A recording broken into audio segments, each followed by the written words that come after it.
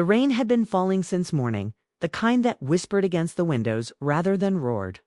Margaret watched it from the window of her quiet room, her suitcase still half open on the bed. Outside, the lake shimmered beneath the gray sky, and the reflection of the old pine trees trembled with every ripple of wind. It was the first time she'd ever booked a hotel room for one. The decision hadn't been planned. A week earlier, she'd been dusting the old photo frames on her living room mantel, when she found herself staring at her late husband's picture longer than usual. His smile, frozen in time, still had the same warmth, but her heart felt heavy, as if the air inside the house had thickened over the months. She had whispered to the photo, "I just need to breathe again." That's how she ended up here, at a lakeside hotel 3 hours from her home, carrying only a small suitcase and a quiet hope that solitude might bring her clarity. The lobby had smelled faintly of pine wood and lemon polish when she checked in. The young receptionist had smiled kindly, unaware of the storm of emotions swirling beneath Margaret's calm voice. "Just one guest?" the girl had asked, tapping on her computer. "Yes," Margaret replied softly. "Just me." Now, as she stood by the window, the room around her felt too large to still. The neatly folded white sheets, the untouched armchair, the faint hum of the heater, everything seemed to echo her own thoughts. She walked to the dresser and placed a small silver frame on top of it, a photograph of her grandson. Ethan, with his toothy grin and messy brown hair. He was only 10, but he had an old soul, full of questions and kindness. He had called her Grandma Star since he was 4, 'cause she used to point out constellations to him during summer nights. Margaret smiled faintly. "Grandma Star," she whispered, "you're shining alone tonight." She sat down on the bed, running her hand across the soft quilt. There was a silence that wasn't empty. It was the kind that comes when the world pauses, waiting for something to begin. Margaret had always believed she was strong. When her husband, Richard, passed away the previous spring, she had managed to keep her composure at the service, comforting her children and even making sure the flowers were perfect. She had smiled, thanked people for coming, and said, "He's at peace now." But at night, when everyone had gone home, she'd sat in the dark and whispered, "What about me?" That quiet ache had never really left. It sat with her in the mornings as she made coffee for one, followed her through the aisles of the grocery store, and lingered beside her in bed when she reached for the other pillow and found it, cool and untouched. The trip wasn't about escape. It was about remembering who she was before the silence. She opened her notebook, the one she carried everywhere, and began to write. "April 14th, I arrived at the lake today. It's quiet here. Too quiet, maybe. But I think that's what I need. Sometimes silence tells the truth better than words." She paused, letting her pen rest against the page. A gust of wind rattled the window pane, and she looked up, her heart tightening. Richard had always loved the rain. He used to say it made everything feel new, like the world was being washed clean. She could almost hear his voice teasing her gently. "You'll never see beauty if you keep hiding from the storms." Margaret sighed softly. "I'm trying," she said aloud, as if he might be listening. She made herself a cup of tea from the small kettle on the counter and sat by the window again. Outside, a couple walked by under a shared umbrella, laughing as the wind tugged at their coats. The sight made her smile, not with envy, but with remembrance. It reminded her that love, when real, never truly ends. It changes its form from laughter to memory, from presence to echo. And yet, it stays. The hotel room clock ticked softly, and the world outside seemed to slow with it. For the first time in a long while, Margaret let herself simply exist. No roles to fill, no expectations to meet. Just a woman alone with her thoughts, and a heart still learning how to heal. She thought about Ethan again, his laughter, his innocent wisdom. The way he'd hold her hand when they crossed the street, even though he was already tall enough not to need to. She hadn't told him about this trip. He would have worried, asked if she was sad, or tried to make her promise she'd call every night. She smiled faintly. "He has such a big heart," she murmured. Thunder rumbled far off in the distance, gentle and deep, like a heartbeat from the sky. Margaret closed her eyes and let the sound wash over her. Tomorrow, she told herself, she'd walk by the lake. Maybe she'd buy a small flower from the shop in town and toss it into the water for Richard. For the years they shared, for the love that still lived quietly in her chest as she drifted into thought. Her phone vibrated on the nightstand. The screen glowed softly in the dim light. A message from her daughter. Ethan wanted to call you tonight. He said he misses you already. Margaret's heart lifted. She hadn't realized how much she needed those words. She stared at the message for a long time, her lips trembling into a tender smile. Outside, the rain eased into a gentle drizzle, and the moon broke through the clouds for the first time that night. Margaret whispered to herself, "Maybe I'm not as alone as I thought." The room, still and quiet, suddenly felt warmer, and though she couldn't have known it yet, her grandson's next words, the ones he'd share soon, would move her in a way she hadn't felt in years. The morning sun crept gently across the curtains, spilling light into the hotel room like a quiet invitation to begin again. Margaret woke to the soft hum of birds outside, the kind that seemed to belong only to places untouched by hurry. For a moment, she forgot where she was until the faint scent of pine and coffee reminded her.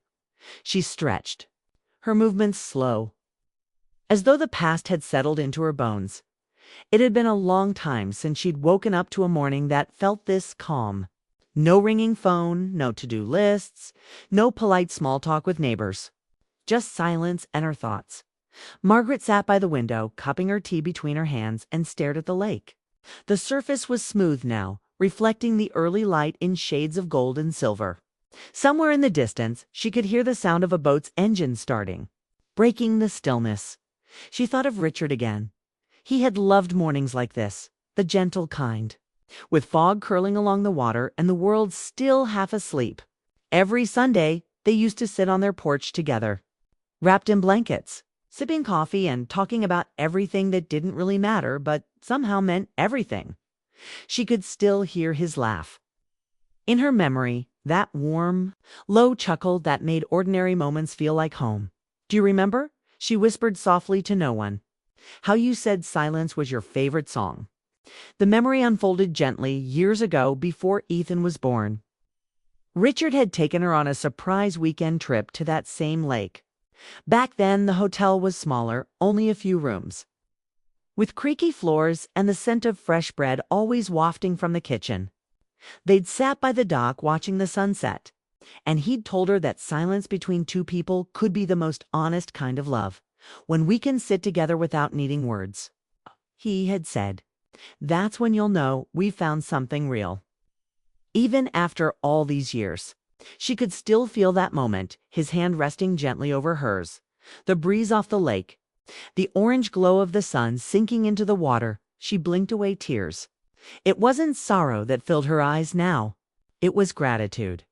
Gratitude that she had known that kind of love, the quiet, steady kind that doesn't fade, only changes shape. Margaret took a deep breath and reached for her notebook again. Sometimes I wonder if love is just energy, something that never disappears, only travels. Maybe when we lose someone, that love finds new ways to reach us. She smiled at the thought. It had been that way with Ethan the first time she held him. She had felt Richard's presence so clearly it had taken her breath away.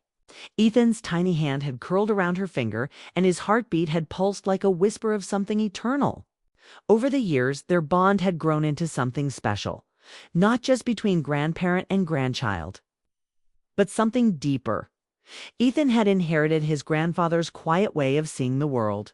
While other children rushed and shouted, Ethan would sit by the window during rainstorms, drawing little boats and stars, asking questions no one expected from a 6-year-old grandma.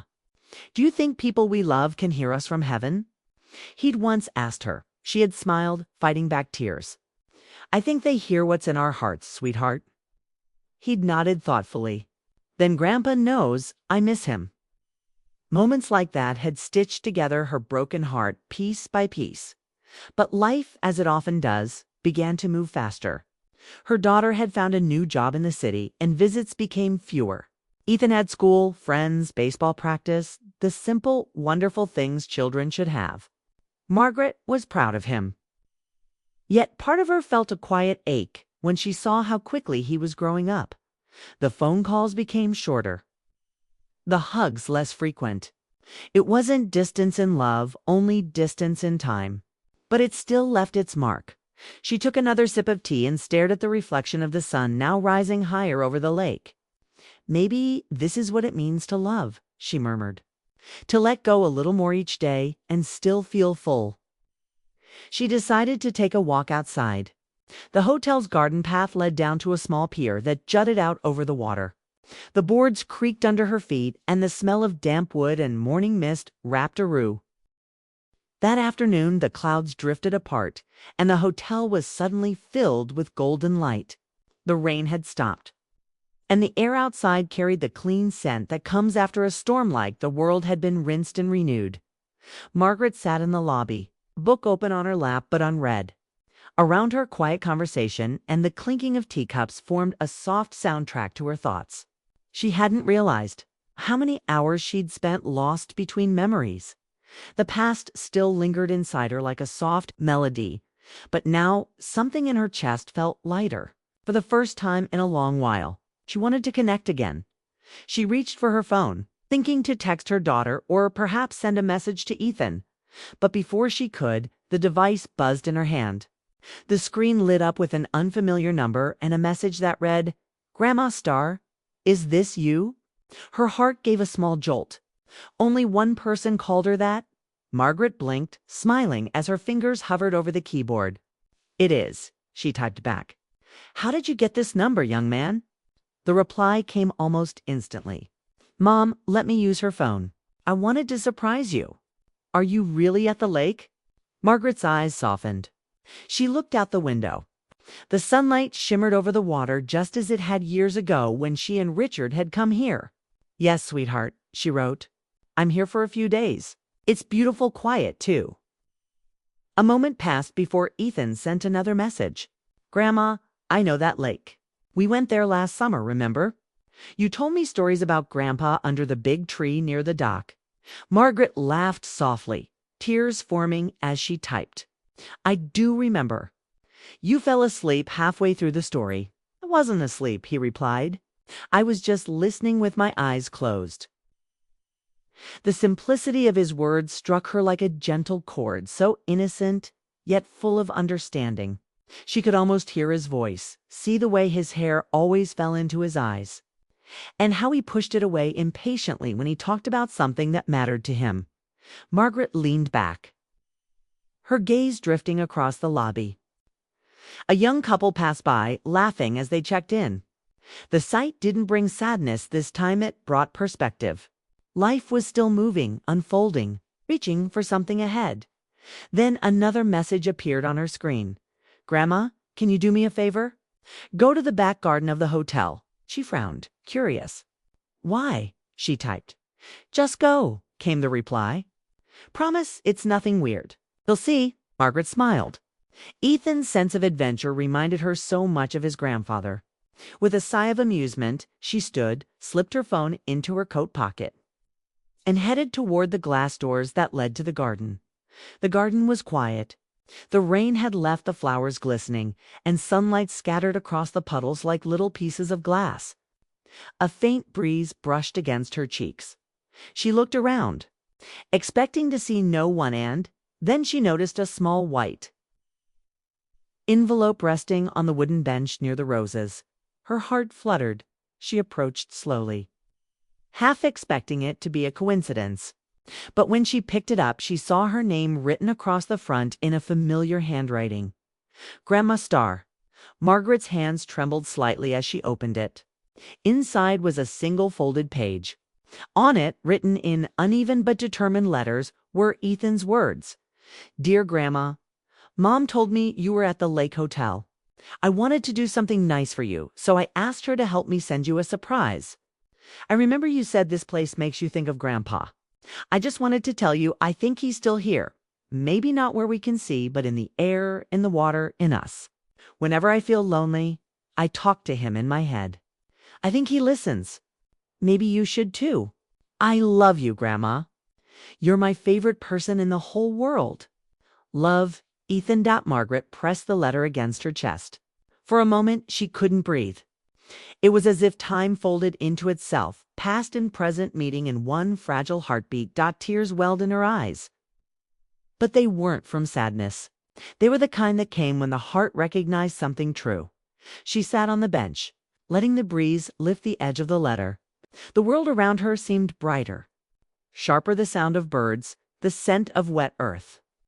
The gentle hum of the distant lake. She thought about how small acts of love could travel farther than anyone imagined. A simple note.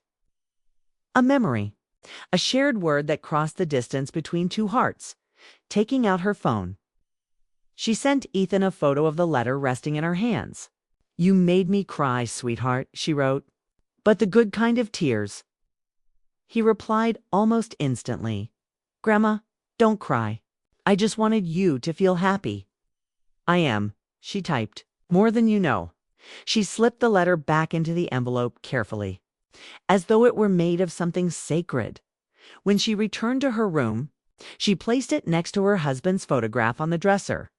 The sunlight from the window caught the edge of the frame, making it glow softly. Margaret whispered, "You see, Richard? He has your heart." In that quiet room, surrounded by memories and the faint scent of rain, she felt something shift inside her, a tiny but powerful sense of healing. Sometimes love doesn't return in grand gestures. Sometimes it comes back as a child's handwriting, a small envelope, a voice that reminds you that life still listens. That night, as she sat by the window watching the lake shimmer under the moonlight, Margaret thought of how a simple message from her grandson had pulled her gently out of her loneliness. And though she couldn't yet imagine what else fate had in store, she knew one thing with absolute certainty. Love had found its way back to her quietly, kindly, just when she needed it most that night. The wind whispered through the trees outside the hotel, brushing softly against the glass. Margaret sat by the window again, her grandson's letter resting on her lap. The words on that folded page seemed to glow faintly in the lamplight, as if they carried a warmth of their own. She read it once more, slowly this time, letting each word sink in. Maybe you should talk to him, too. Ethan's message lingered in her heart long after she closed her eyes. How could a 10-year-old boy understand something that most adults spend a lifetime trying to? She had always admired that about him, the way he saw the world, not just as it was, but as it could be. He noticed things that others missed. The quiet sigh of wind through the leaves. The way sunlight danced on the kitchen floor. The way people's eyes softened when they spoke of love. But what he didn't know, what she had never told him, was that she had tried to talk to Richard many times since he'd gone. Only she never heard anything back. Until now. Because tonight, for the first time, she didn't feel like she was speaking into silence. She felt as though someone or something was finally listening. Margaret leaned back in her chair and gazed at the stars shimmering over the lake. They reminded her of the nights when she and Richard used to sit in their backyard, tracing constellations with their fingertips. He would tell her stories about each one, not the mythological kind, but the ones he made up himself. Silly, tender stories that always ended with laughter. She smiled faintly at the memory. "You were always the storyteller," she whispered. "And now your grandson's carrying that gift." Her eyes blurred again, but she didn't wipe the tears away. There was something cleansing about letting them fall freely. They weren't tears of sadness anymore. They were a quiet confession of all the words she had never said. She whispered into the stillness, "I miss you. But I think I finally understand what you meant about silence. It isn't emptiness, is it? It's space. Space for love to change shape." Outside, a single star shot across the sky, brief and brilliant. Margaret laughed softly through her tears. "Show off," she murmured, imagining Richard winking somewhere beyond the clouds. Her phone buzzed again. Another message from Ethan. "Grandma, are you still awake?" She smiled, her heart already softening. "I am," she typed. "Couldn't sleep. Too many thoughts." A moment passed before he replied. "Me too. I kept thinking about Grandpa tonight. Mom said he used to sing to you. Is that true?" Margaret's breath caught. That memory, tender and private, had always stayed tucked in the quiet corners of her heart. "Yes," she wrote back, "every night before bed when we were younger. He wasn't a good singer, but I loved it anyway." Ethan sent a voice message next, his small, steady voice filling the room. "If you tell me the song, I can sing it for you next time." That way, it's like he's still singing. Margaret's hand trembled as she held the phone. Such simple words, yet they pierced straight to her soul. She could barely whisper the reply, "That would mean the world to me." The room fell silent again, but this time it didn't feel empty. She realized how much love could travel through generations unspoken, unseen, but deeply felt. Her heart ached with both joy and longing. How many moments had she left unsaid? How many times had she stopped herself from expressing the depth of her feelings? Not only for her husband, but for her family, for life itself. Maybe grief had built invisible walls around her heart. And maybe, just maybe, Ethan was helping her find the door back out. She looked once more at the photograph on her dresser. Richard holding baby Ethan, his smile wide and unguarded. It hit her then. This boy wasn't just her grandson. He was a living continuation of every moment she and Richard had shared, their laughter, their kindness, their way of seeing the world with open hearts. The realization came with a rush of emotion, so strong she had to press her hand over her heart. Love, she thought, doesn't end when someone is gone. It transforms, becoming stored. Morning sunlight streamed through the window, painting golden lines across the floor of Margaret's hotel room. She hadn't slept much. The night had been filled with quiet thoughts, memories that drifted in and out of her mind like waves returning to shore. But for the first time in months, those thoughts hadn't hurt. They had comforted her. She made herself a cup of tea and opened the curtains wider. Outside, the lake sparkled beneath the morning sun. A small boat rocked gently near the dock. The world felt awake, alive, as if something inside her was stirring, too. Her phone buzzed on the nightstand. It was Ethan, calling this time instead of texting. "Good morning, Grandma Star." His voice was bright, full of that effortless joy only children seem to have. "Good morning, my sweet boy," she said, smiling as she sank into the chair by the window. "You're up early." "I wanted to make sure you saw the sunrise," he said proudly. "Mom said it's the prettiest part of the lake." Margaret looked out again. The sunlight shimmered like liquid gold over the water. "You were right," she whispered. "It's beautiful." There was a pause on the line. Not an awkward one, but the kind of silence that carried meaning. Ethan's voice softened. "Grandma, can I ask you something?" "Of course," she said. "Do you miss Grandpa a lot?" The question caught her breath. She had been asked that before by adults who meant well, but never like this.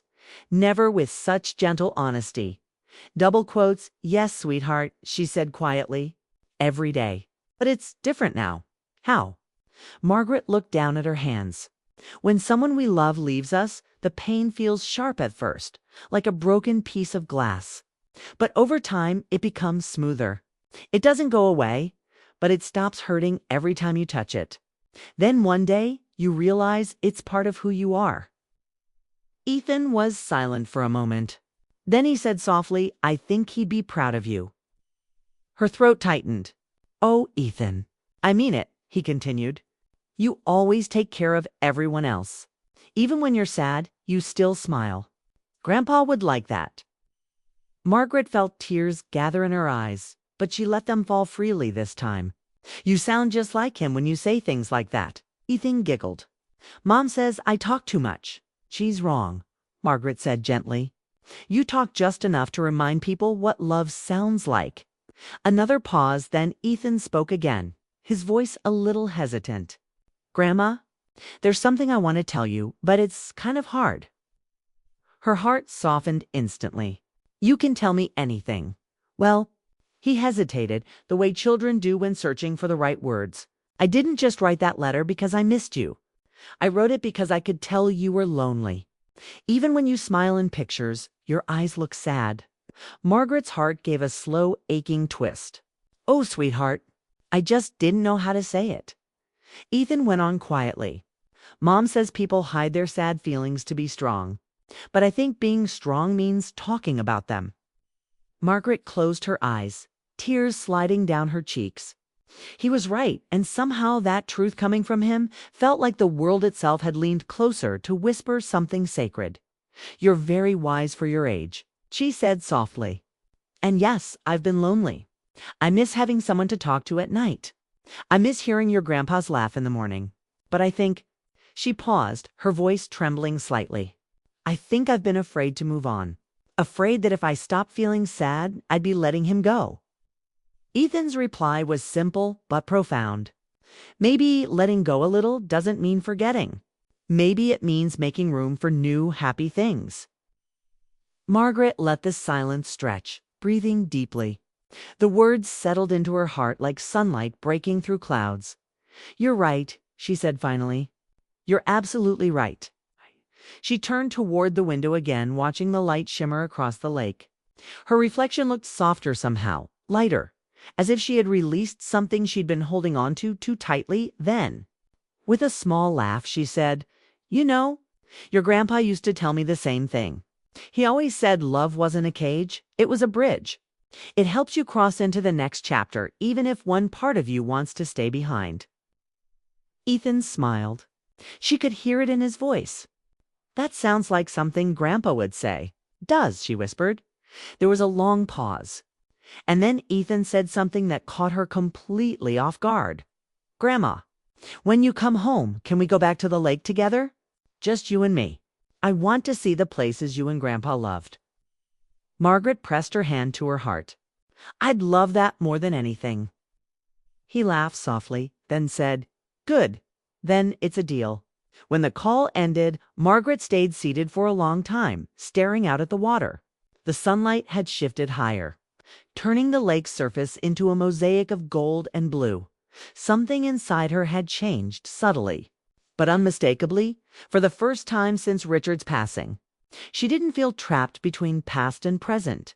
She felt connected to him, to Ethan, to life itself. She stood, picked up her notebook, and wrote a single sentence across the top of a clean page. "Love doesn't end when someone leaves. It finds new hands to hold it." As she set the pen down, the weight she'd carried for months seemed to lift. The ache was still there, but it was no longer heavy. It was tender, a reminder, not a burden. Outside, the wind rustled the trees, and the sound was soft, almost musical. Margaret whispered, "Thank you, my love. Thank you for sending me the reminder I needed." And though no one answered aloud, she felt it, a quiet warmth around her, as if the world itself had smiled. That morning marked the turning point. The moment when sorrow finally gave way to grace. Margaret realized she hadn't lost love after all. She had simply learned to recognize it in new forms. A child's laughter. A handwritten note, a sunrise reflected in still water. Love had never left. It had only been waiting for her to open the door again. The last day of her stay arrived quietly. Margaret woke to sunlight streaming through the curtains, warm and gentle, painting her hotel room in gold. The lake shimmered under the morning light, calm and clear, as if reflecting the sense of peace finally settling in her heart. Margaret sat by the window with her cup of tea, staring out at the water. She thought about the past week, the rain, the memories, the letters, and the long conversations with Ethan. Each moment had carried a quiet miracle. A reminder that love doesn't vanish when someone leaves. It simply finds new ways to remain. Her phone buzzed. It was Ethan again, sending a picture of his drawing a small boat under the stars, sailing toward a bright golden horizon. On the back, he had scribbled in his careful handwriting, "For Grandma's star. So you remember, we are always together, even when we're apart." Margaret smiled, her eyes glistening.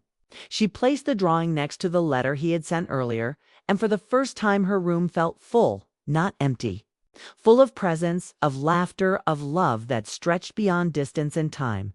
She dressed slowly, taking her time with each movement. She wanted to savor every last second of this quiet retreat.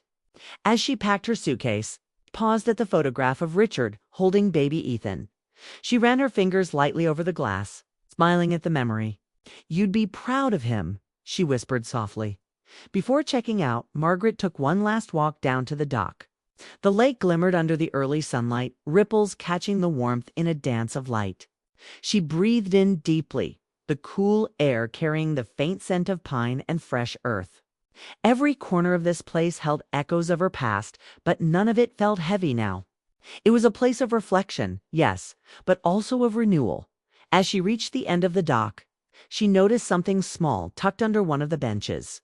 Curiosity made her bend down and pick it up. It was another note from Ethan, folded neatly and addressed simply, "Grandma Star, for when you need a little sunshine." Opening it, she read, "Grandma, thank you for always telling stories and showing me how to see the stars. I hope you never forget that you are loved. Even if you feel alone, I'm always thinking of you. And Grandpa too, of course.